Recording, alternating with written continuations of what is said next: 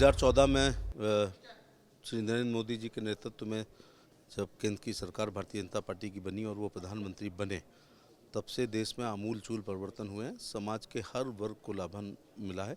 चाहे हम किसानों को देखें तो किसान सम्मान निधि की 11वीं किस्त आ चुकी है।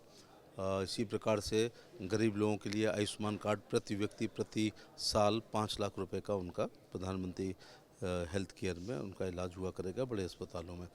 जीवन के बाद परिवार को सुरक्षा देने के लिए 12 रुपये का बीमा, 330 रुपये का बीमा, जिसमें 2-2 लाख रुपए की सहायता हुआ करेगी। इसी प्रकार से खेत में शौच करती हुई या सड़क पर शौच करती हुई महिला को हर प्रधानमंत्री ने देखा, लेकिन शौचालय इज्जत कर केवल श्री नरेंद्र मोदी जी ने बनाने का काम किया। हमारे बहुत से लोग आधे छप्पर में भैंस बनती थी और आधे में वो खुद सोया करते थे।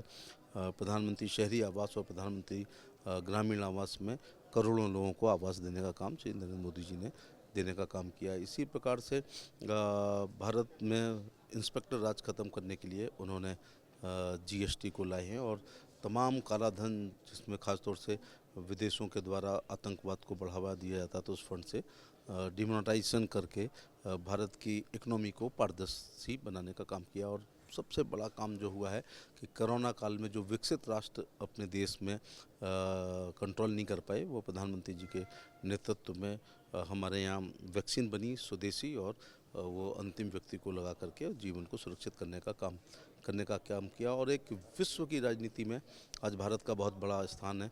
अक्सर कहा जाता था कि ये सपेरों का देश है और उसका देश है, तो आज वर्ल्ड की महाशक्तियाँ हमारी तरफ देख रही हैं। ऐसा प्रधानमंत्री का जो वैश्विक भ्रमण हुआ है और ख़ास तौर से एक महाशक्ति के रूप में हम उभरे हैं, उससे विश्व की राजनीति में भारत का बहुत दबदबा हुआ। मैं ये कहना चाहूँगा कि जैसे गुप्त काल भारत का स्वर्ण युग था, ऐसे ही मोदी कालखंड भारत का विकास और सुशासन का स्वर्ण युग है।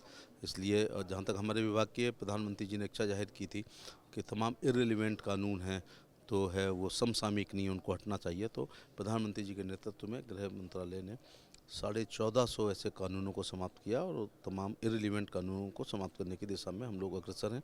माननीय गृह मंत्री जी चाहते हैं कि आईपीसी जो 1860 की है, इंडियन एविडेंस एक्ट जो 1873 का है, और उसमें भी परिवर्तन होना चाहिए। तो सुझाव मांगे गए हैं कि भारतीय दंड संहिता में और इंडियन एविडेंस एक्ट में जो अंग्रेज़ों ने अपने माफिक बनाए थे, उसमें भी बहुत बड़ा परिवर्तन लाने के काम कर रहे हैं। और जो धारा 370 और 35A हटाया है, वो भी एक बहुत ही क्रांतिकारी कदम है। और मुस्लिम महिलाओं के साथ जो एक दोयम दर्जे का व्यवहार पुरुषों के द्वारा किया था, ट्रिपल तलाक को हटा करके मुस्लिम समाज की आधी आबादी को न्याय देने का काम किया है। तो मैं बधाई देना चाहूँगा प्रधानमंत्री जी को। उनके नेतृत्व में एक विश्व की सबसे बड़ी हमारी पार्टी है और विश्व के सबसे लोकप्रिय वो नेता हैं। आज अमेरिका, रूस, इंग्लैंड, कनाडा हमारी तरफ देखता है और हम थर्ड वर्ल्ड नेशन में ज़रूर थे, लेकिन एक दिन बहुत जल्दी आने वाला है हम विश्व गुरु की तरफ मोदी जी के नेतृत्व में अग्रसर हैं।